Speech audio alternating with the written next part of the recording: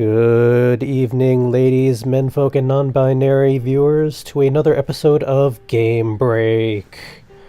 I am Charles, coming to you this time round with another episode of Dysfunctional Systems. Last time round, we were left with a somewhat disconcerting emergency warning message thing on the television that kind of broke up the bar scene. So it's about time that we find out just what that was all about. So, going back to that. Now, I did notice, after recording last time round, that we do have a new Codex Entry. So, let's find out what that is first. It's an entry on Gaebria. Gaebria is a major society on Sul. It is one of the three most significant societies on said world, marked by extreme wealth and influence. It is the richest society on Sul and has connections with nearly all other Sul societies. Gaebria is currently a patriarchal monarchy with socialist leanings, government-funded health, education, welfare, etc. The majority of mediations on Sul have dealt with this society. Gaebrians began as a nomadic, trading people, quickly establishing a reputation for their amiability and good dealings. Trust was heavily placed in them for their reliability, and they often ended up playing intermediaries between several budding nations on their home continent. Eventually, seeing the value in the messages they were charged to carry between countries, they began trading information. Their mobility, connections, mercenary escort, and knowledge of secrets protected them from assault, and soon the nomads became rather notorious. At some point in time, they founded the Gaebrian nation along the coast of their continent. From their new settlement, they amassed a military and turned to imperialistic goals. It did not take them long to have much of the world under their influence, with colonies on every continent and a grasp on most countries. That doesn't sound familiar at all. Gaebria is also largely responsible for the technological advancement of S8659541. Their ingenuity and cleverness mixed with opportunism has pushed scientific discovery along much faster than the average system. They have managed to develop and act upon nuclear theory, powering their society and old colonies with rudimentary, somewhat experimental nuclear fusion reactors. Somewhat experimental, that doesn't sound good.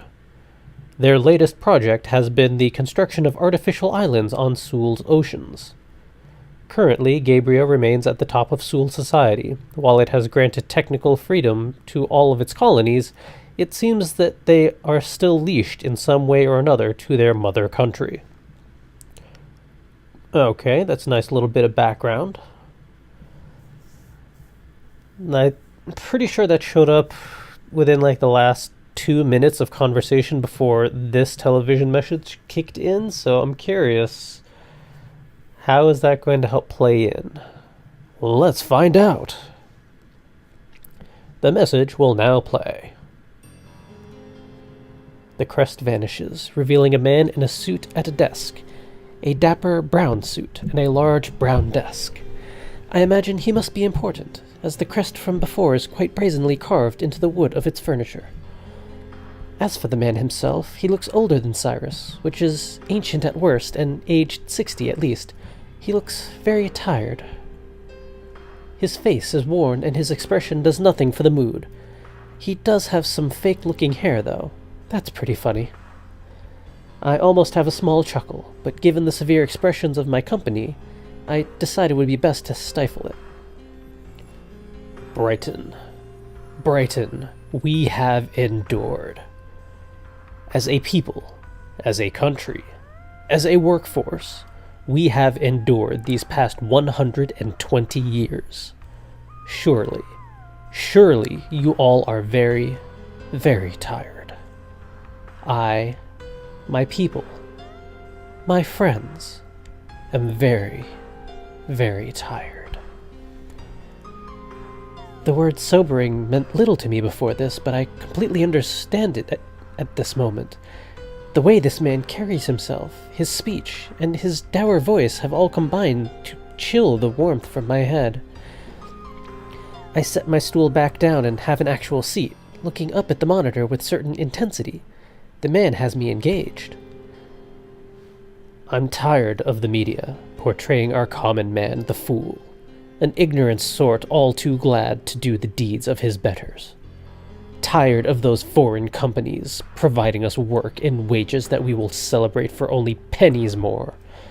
Tired of hearing my people say in passing and in normalcy, "No, I do not know if we will eat today, perhaps tomorrow."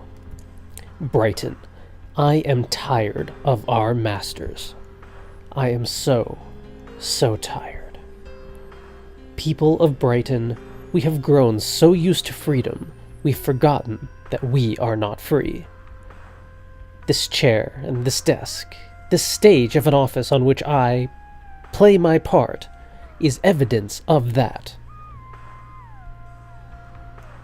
I offer a serious and composed look to Cyrus. If I'm understanding this correctly, and I can't say I'm one for understanding much of anything on this world, it seems that this leader here is not as much of a leader as he might like. Which, frankly, I don't quite get.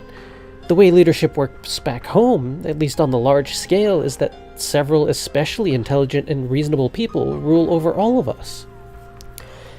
The idea of power being not enough, or being feigned, seems complicated to me. Like, what's the point? Why the show? I'd like to ask Cyrus about it, but he isn't returning my gaze, and instead remains focused on the television. I suppose I'll just have to keep listening. But I'm not here to tell you the troubles of our state. I am not here to tell you the glory of our fathers. I am here to confirm the quiet whispers through the alleys and the worried murmurs of Gabrian elite. Pardon? Consider this a threat. People of Gabria, you have 4 hours to comply with my demands, or a nuclear weapon will be launched at your country. That can't be good. I'm with you on that one, Winter. This escalated quickly. Winter, come over here for a minute. I rise and step over to my mentor, feeling surprisingly clear-headed and befuddled all at once. He takes me from the counter, leaving the 3 gentlemen to discuss whatever it is exactly that the man on the television just brought up. Nuclear weapon? The hell is that? What does Barnaby think he's doing? Can't believe he really did it. What kind of place does he think this is? Sir, could you please break down what just happened? I'm kinda lost here. Winter. I know we've only just arrived, but did you look at the files you were given at all? I did. Have you been paying any attention to anything out here? I have. You have? You have? Then explain who that man is. Explain anything. Don't put me on the spot like that. The leader of Brighton, sir. President Barnaby. He's angry about Gabria. I'm not an idiot. Gracious, why can't I articulate it or explain it better? I just wanted to clarify some things because I'm shadowing you. Sorry, I reacted out of impulse. I forget how unprepared life in our world can leave us for these things. His tone shook me up quite a bit. I'm shivering a little. I was going to lie and say I understand, but I'm having a lot of trouble speaking right now. I want to go home. Winter, you may not have realized the severity of this situation. This isn't going to be community service like your first assignment. I know that. Hey, eyes up straight, Harrison. Allow me to be frank. Brace yourself, because there may be a lot of dying happening soon. Dying? But... I'm shocked, honestly. I figured those rumors I heard from Clark were only that. Hold it. Death? I just thought... As far as we knew, this world hadn't even developed nuclear weapons yet. What did I think? He said weapon? Am I daft? Though with their strides in utilizing nuclear fission for electricity, I suppose it was only a matter of time. People are going to die? It's people dying. Just slow it down for a second. I suppose that's what comes with our job. Not everything can be in the dossiers, right? We smooth out the creases and bring chaos to order. Slow it down. Calm down. Though sudden wars really are rare. War? My mind starts to tumble and my heart tries to explode from my chest. I definitely can't handle this. War isn't something I'm supposed to take care of. Shut up. Don't excite the locals. I cover my mouth and raise my shoulders. Of course they're looking for a war. You can't believe people dying is just a commonality. Do you even think properly? I am finding it incredibly hard to think anything properly right now. Shaking, I turn to see the people at the counter. They thankfully are still engrossed in the president's speech. I look back at Cyrus and speak softly through my fingers. Shouldn't I go home? Yeah. Oh. This was supposed to be something like diplomacy. Goes to show you how important it is to get a look at the situation yourself. Anyway, if what I heard was right, we don't have the time to get you out of here without causing a scene. As you should know, interplanar shifts take longer to prepare than just moving from place to place. But I'll protect you no matter what happens, Winter, and you know how to escape if you really must. Yes. I don't know if I want to do that anymore, though, if he is talking about maybe dying. Of course, we don't have a lot of time in general. His demands I couldn't care less about, but this deadline... 4 hours. Consider this a powerful lesson and come with me. We proceed to exit the bar without saying goodbye. It seems like it is time to get to work. It is too bad that I'm terrified. We take to the streets at a quick pace, Cyrus leading to wherever. I find it difficult to keep up with him, though, and in more ways than one. My head is still swimming from the mention of war. What level is this war, do you think? You mean, what level do I think it'll be? It hasn't happened. With any luck, it won't. Luck? I'm thinking this could be something like a 4 on the scale. 4? 4? Oh gracious, 4 is 1 away from 5 and 2 from 6, which is terrible. 6 is very, very terrible. The worst. Even 4, though. A war without rules? This must be particularly gross. It is a very disturbing prospect. So disturbing that I grab my hair and almost shut my eyes. What exactly is this? What will happen? Test. What do you think? Is it really the time for tests? Be appreciative that I'm even doing this work, Winter. He seems so much more angry than before. How irksome. What do I think? What could it be? Well, first of all, Gabriel will respond to Brighton's threat. Possibly. Possibly? Why wouldn't they? I'll answer that for you, because it might work in their favor to ignore it. I don't get it. Just think, Winter. Okay, just think. Wonderful advice, you... Well, maybe they just don't care at all about Brighton, and they'll use this tantrum in it as an excuse to destroy them. That's... nonsensical, I know. Keep pointing out how I'm like a fish attempting to walk. That's right, Winter. You're right about why they wouldn't respond. What? How absurd. Isn't Gabriel a leech on Brighton's back? They need Brighton, so why would they want to destroy it? Well, they wouldn't actually destroy Brighton. What they would do is invade and take away what little freedom and independence this country still clings to. Then they would be able to take advantage of the citizens in ways unprecedented. What a disgusting thought. I can hardly even imagine it.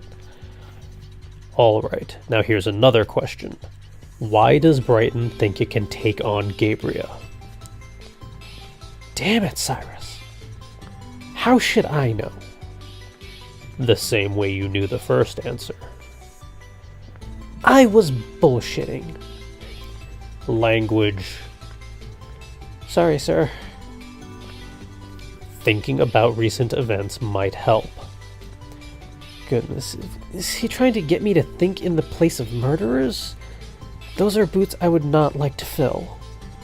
I guess that I have to, though. He mentioned recent events. I can't think that the minimum wage increase would embolden this country enough to believe they could stand against an obviously superior nation. Especially was how unimpressed the president seemed to be about it. Even David wasn't terribly excited. Oh, David! What was it that David mentioned? Their new army. The person I spoke with, his name was David. He said that Brighton had gotten a military recently to defend against the border country, Ferdia. He said it was because Ferdia is dangerous and ignores treaties.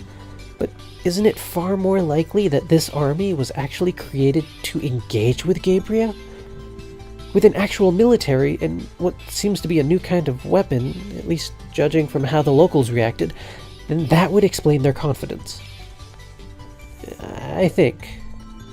See, Winter, you are cut out for this. Wait, don't reference things I mumbled to myself before we came here. Creep. Then you understand the situation. Yes, but I'm curious.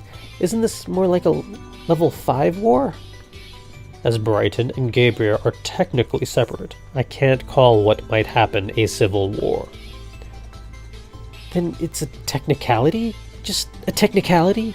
I figured Brighton and Gabriel were still very close. Well, look at you. You're all calm. I frown with indignation. I am not at all calm, if this is essentially a level 5 war. Well, you look it. I do not let up with my frown. Well, that isn't all there is. How this might proceed largely has to do with what level I would give this potential war. Cyrus stops and I stop in turn. We are now in front of a fountain. It took me the entire time till now to realize that the city streets are deserted. The doorways are even clear of those ragged children who would ask us for pennies. Could it be that everyone is listening to the address? Before I can drift off on this thought, Cyrus looks down at me. A nuclear weapon is one that can kill a lot of people and destroy a lot of things almost instantly. Excuse me? Honestly, Winter, what did you think I'd meant earlier when I said a lot of dying could be expected? I won't go into the details, but it's not something you would have been taught about yet. I've dealt with it before, though. You're lucky. I am not lucky at all, not even in the slightest. What kind of thing is that? Is it magic? This isn't a magical world, Winter. Thank the higher-ups, you won't be going to those just yet. They're less fun than they sound. I should not be going to worlds with wars, either. Point. You can check your codex for information about what we'll be dealing with, if you'd like. I need to contact support and update them anyway, so at the least it will give you something to do while you wait. What is it called exactly? Just nuclear weapon? Seems rather broad, like spear weapon or fruit drink. I believe that it's a fusion bomb. While Barnaby didn't specify, the rumor I heard supports it. Also, it makes sense, considering their reactors. Reactors? You forgot? We saw them when we first arrived. This country utilizes fusion reactors for power. Oh, right. The looming in shadowy giants that stand on the distant steppes. I remember not wanting to remember them. They were disconcerting. Like many other things here, they looked a mess, and unlike many other things here, they vibrated. I thought they were going to violently break apart. Anyway, a fusion bomb should be under weapons, obviously. It's technically not pure fusion, but most worlds can only do so much. Not pure? Well, it's a limited reaction jump started by fission. True fusion bombs are rather like man-made stars. Stars are beautiful. Not the word I'd use for those. Just keep the distinction in mind and read that fusion bomb entry. Right. Understood. I mumble this as Cyrus turns from me and begins raising his wrist to his mouth. He suddenly pauses, though, and addresses me again. Oh, and Winter, while you're at it, check out the appropriate entries pertaining to this world. Always mind your codex. It could save lives. Remember to keep tabs on it. Understood, sir. I look at my own wrist. Both of us are sporting bracelets which look very similar to stylish and thin digital watches. We have to regularly hide them from view, as we are advised that they are considered suspicious-looking things, usually. Hey, it's Cyrus. You guys probably noticed there's trouble at this world. Yes, more trouble. Cut the cutesy crap. This isn't the time. I'm actually... Oh, he's actually what, exactly? I look at him. He notices that I'm listening, shifts a little, and walks out of my range of hearing. That is worrisome. I look back at my wrist device, my ICD. Interplanar Communications Device, a name which does not actually cover all that it does. It also carries a database, and tells time, and probably 1,000 other things, as it is fancy. Honestly, if there is anything magical I have encountered so far as a student mediator, it is most definitely the ICD. Science magic, or some such. It basically does everything. It is how we get to other worlds and teleport around them, and it can open up a tiny pocket dimension for holding things. An inventory, it's called. I think it is pretty cool. And it came from my own world. I never would have imagined. Right now I need to access the Codex. I focus this thought. Open the Codex, and the device recognizes the command as it is linked with my mind, which is awesome. A tiny holographic screen emits from the device in a rather inconspicuous fashion, yet still in an acceptably readable size. I begin to navigate the database, searching for, well, let's see, Sewell, Brighton, Gabriel, and Ferdia too, I suppose. I think I'll leave Fusion Bomb for last. Okay, and it pops up our Codex, and we have 2 new entries, one on Ferdia and one on the Fusion Bomb. Let's do Ferdia first.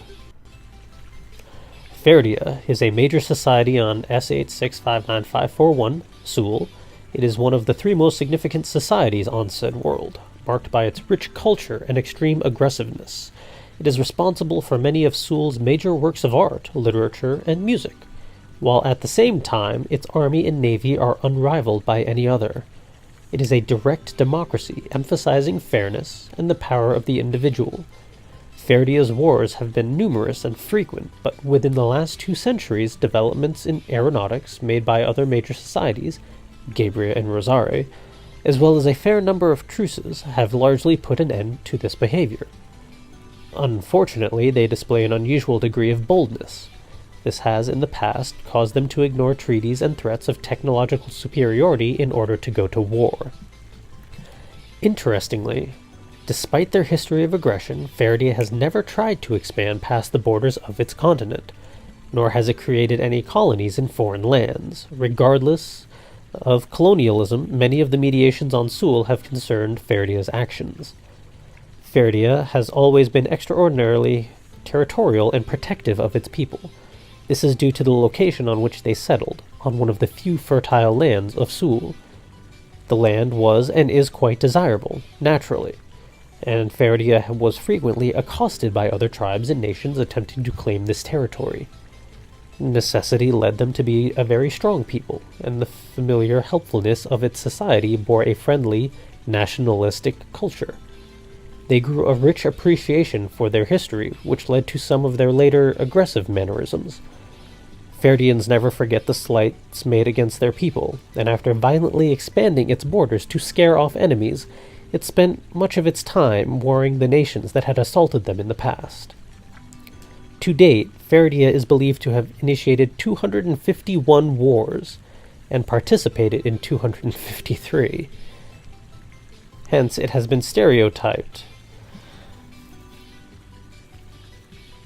as a nation of violent roughhousing. While true to a point, they tend to be incredibly defensive and quick-tempered. Reports indicate that the Faradayans are generally quite jovial and creative.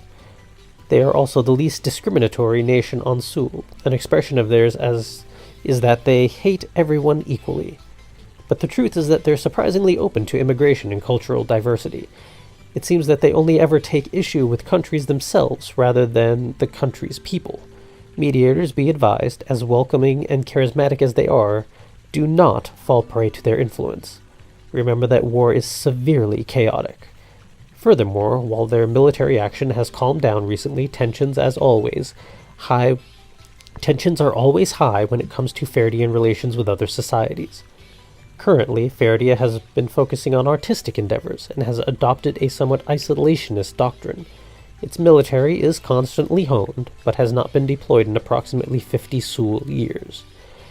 So, while they are capable, chances are they're not a main threat at the moment. Now, fusion bomb. Note, this entry concerns fusion weapons, which are initiated by fission. For pure fusion weapons, see the entry on true fusion. Fusion bombs, also known as nukes, are highly destructive weapons fueled primarily by nuclear fusion. Their power ranges anywhere from obliterating cities to entire countries, all in a few moments. Due to this, their possession is often quite efficient in quickly silencing opposition. Stability is often reached, however, when opposing or multiple societies possess the weapons. Mutually assured destruction tends to prevent societies from risking angering one another. Fusion bombs are also notable for their fallout, which often takes several decades to dissipate. To expound, fallout is the result of a nuclear weapons detonation, fission or fusion, on an area. Since the resulting explosion is incredibly radioactive, its effects will linger long after the initial shock has passed, as the radiation will stick to the surrounding life and environment. Radiation sicknesses, symptoms, fevers, disorientation, fatigue, headaches, hair loss, nausea, vomiting, diarrhea, internal bleeding. Increased risk of cancer and mutations in survivors' children are all results of a nuclear weapons fallout. Although most systems refer to these weapons as products of fusion, it is not entirely true. While fusion is certainly a part of the process, the reaction must first be started using nuclear fission, an atomic nucleus, often that of uranium, splitting. The reason it is usually begun with fission is due to the incredible energy and pressure required for nuclear fusion. For most societies, fission is the only method available for producing the required energies. If a proper level of energy is reached, the nuclear fuel, often hydrogen, will begin to fuse with itself to produce a new element, often helium. This reaction is significantly more destructive than that of fission, to the point that fission bombs are usually quickly declared obsolete once fusion is explored. The fission stage of these weapons is the primary contributor to the radioactive byproducts left by the detonation. And that is Fusion Bombs 101. Okay. Certainly, this is amazing. I smile pleasantly in admiration of technology. Most unfortunately, my smile is very, very temporary. As it turns out, the fusion bomb is incredibly horrible. It is a weapon that will detonate and destroy everything in a very large radius with a disturbing rapidity. In its wake is a kind of miasma so powerful that it sticks to a place for several decades before dissipating. It causes sickness to those who did not die and greatly increases the chance of cancer and mutations in the children of survivors. Once again, I am affronted by the sense of unreality that has persisted since my induction into the Mediatorum. This is not even something you would read about in storybooks. This is not a thing one can imagine. Why would you kill somebody else? Why would you kill hundreds, thousands, millions? And what's more, with such effects? What does that accomplish? They said I would not understand it for a long time, that it would be covered later on in my schooling, and that until then I would not be allowed to mediate wars. I need to understand this now, though. It may go down in a matter of hours. What will happen if I remain in this foolish ignorance of mine? My heart thumps and my stomach twists. I pull my hand over my mouth and squeeze my eyes shut. I am not the type to freak out, but I am freaking out a lot today. Winter. Come on. Calm down. We'll make it through this, and you'll be better for it, okay? I close my codex and look at Cyrus, who has placed his hands on my shoulders. The gesture does not help. For some reason, it makes me feel worse. My heart tightens and tears escape from my lids. I feel the same feeling that comes when I imagine how it would be if my dad were to die, only the feeling is much more distorted and disgusting. I answer Cyrus with a warbling voice as my emotions are in tatters. I'm sorry, sir. I don't understand. I'm sorry I'm stupid. Winter, come on. Hey, you aren't stupid. You're a smart girl. I am. I'm incredibly stupid, and you know it. You're just a bit hard-headed. It's okay. You're young, Winter, and you're strong, too. You're strong, Winter. I just don't get it. I'm sorry. I raise my head and look at his face. Through my tears, I can see that Cyrus's cheeks are more flushed than my own. He jumps a little, as if he were startled, and hugs my head to his chest. His heart is beating very fast, and I clutch the bottom of his shirt. When he speaks, his voice reverberates through his body in a powerful way, so powerful that I even feel a little more confident. We will not fail. I lift my head and look at him again. He shivers and looks from me to the fountain. I'll make sure of it. But only if you shape up. I'm terrified. I know. Okay. Let's finish this up, all right? I push away from him and wipe my eyes and cheeks. I feel as though this is too much for me to take. It is hard to have faith in Cyrus. The further I go down the path of a mediator, the harder it is to have faith in anything. Still, if I feel this is so wrong, then I ought to stop it, right? I should stop this all from happening. I should stop this war, plainly and simply. I steel myself and stare directly into Cyrus's eyes, sure to convey my conviction. Sir. Yes? I am confident that we will succeed here too. I'll also make sure that we will not fail. That mindset is good, Winter Harrison. Hold on to it. It's easy to lose. All right, let's kill the president. Wait, what? My soul decides to flee from my chest. What? What? That's the obvious course of action. That isn't... No! No, it's not. That is the least obvious thing.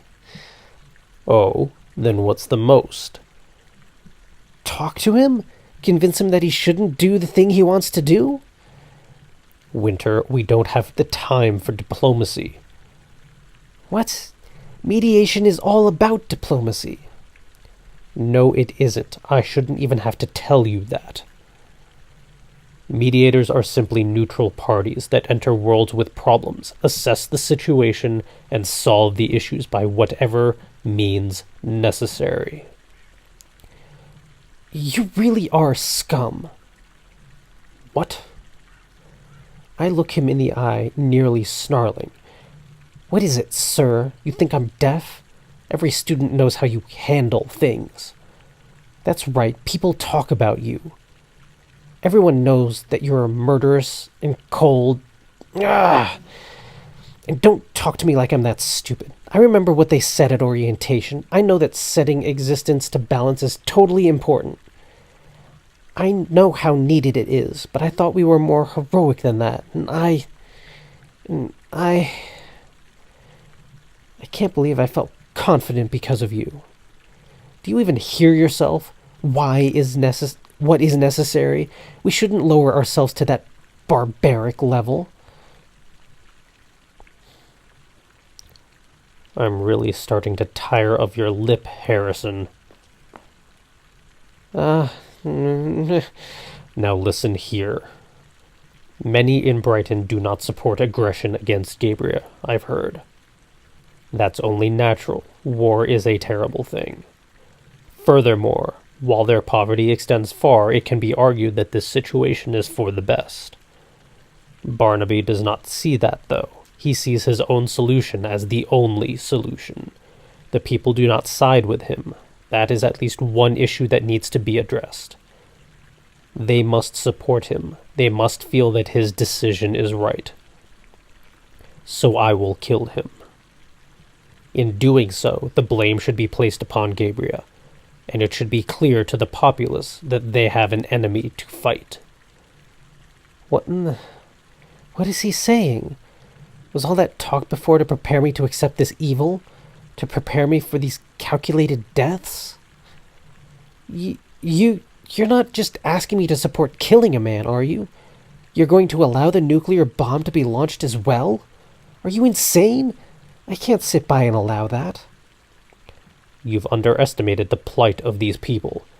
For Barnaby, who has no real power, to wrest it for himself in such a dramatic fashion suggests that he is not willing to listen to reason. If we had longer than 4 hours, then it would have perhaps been possible to change his mind.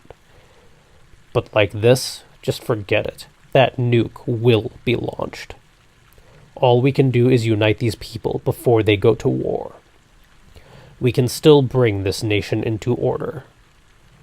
Order? Does that bother you? Stability is paramount, Winter. So cool your head. Think about this logically already. Being a mediator isn't a thing of emotion.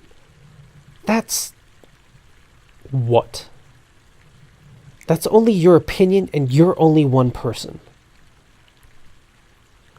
Don't act as though you know anything. I don't know a lot, but what I do know is that murder is the worst thing a person can do. So horrible and disgusting and terrible that we don't even write about it, and it never happens. What? You want to rebel against me again? I don't know. I don't know if I should, because you're kind of right. You... Doesn't look like it. They're so tainted by the... Yeah, that's Winter. They're so tainted by their troubles that it is doubtful I could convince the president to stop this. Killing him instead, though? Letting the nuke go off, too? Could I even forgive myself for that? Yet we probably don't have very much time. From what I read and what I've heard, it seems that weapon can be released easily very, very soon. Winter? Blast! I need more information. Are you saying that preventing the launch and war is impossible? I'd mentioned before that, with luck, it won't be. With their president gone, and the only remaining leader being a backup, there may at least be a delay on the bomb, which would give us more time to attempt other plans. The death of the president could also lead to Gabriel taking Brighton much more seriously, since it signals a dangerous level of civil unrest.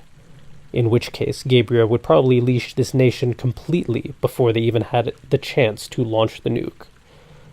Alternatively, there is also a small chance, a very small chance, that Gabriel will give in to Barnaby's demands.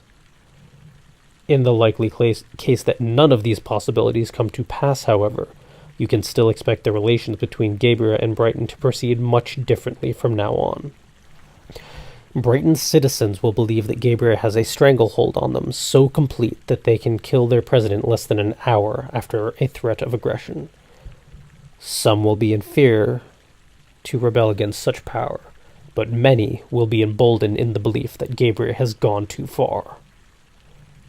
What's more, once that bomb has gone off, the citizens won't be afraid for much longer.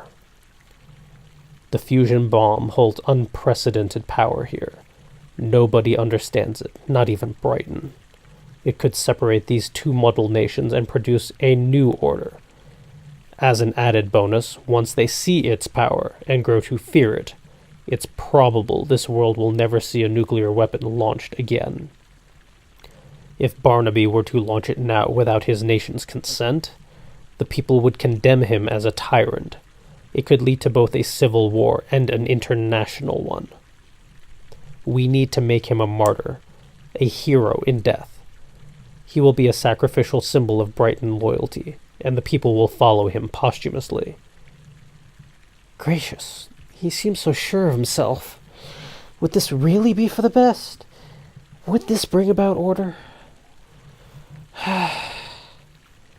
What should I do?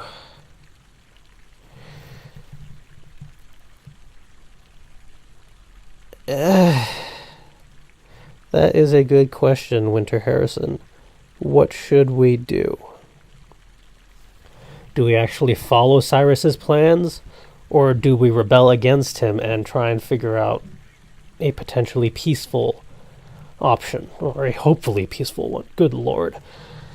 This escalated quickly. I thought there was actually going to be some politics and negotiations, maybe some mediations going on, but no, we're just going all out. Goodness.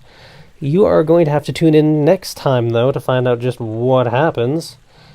Thank you for joining me for another episode of Game Break. I hope you're as entertained and distracted as I was. But now it is time to get back to being creative already.